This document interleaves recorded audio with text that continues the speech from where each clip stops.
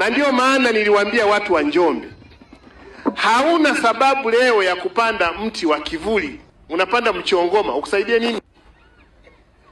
Unapanda mchongoma, unakuangushia maua, ukusaidie nini? Pale nyumbani kwako, tuchukulie kwamba kiwanja chako ni kutoka tenti hili mpaka tenti hili. Hapa pembeni weka miti 5 ya parachichi. Pembeni hapa weka miti 5 ya parachichi, ni miti 10.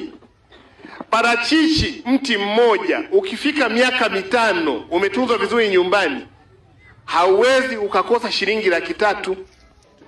Kwa hiyo una biashara moja kwa moja nyumbani. Na miti inayotunzwa vizuri, miti ya matunda inayotunzwa vizuri nyumbani, inatoa matunda mazuri sana. Kwa sababu pale nyumbani una mauchafu mengi ambayo huna cha kufanyia. Umepika ugali, maokoko yake ukimwaga kwenye miti baada ya muda ni mbolea. Umepika viazi, yale maganda uliomenyea ukiweka kwenye miti baada ya muda ni mbolea. Umeenda umechukua maji yako, umeoga, maji yaliyotumika kwenye kuoshea vyombo umemwaga pale ni mbolea. Ule mti unastawi kwa sababu wakati wote una mfumo wa maji bila kutegemea mvua. Nenda kwenye miparachichi iliyoko kwenye miji ya watu, ni mparachichi mkubwa, una afya.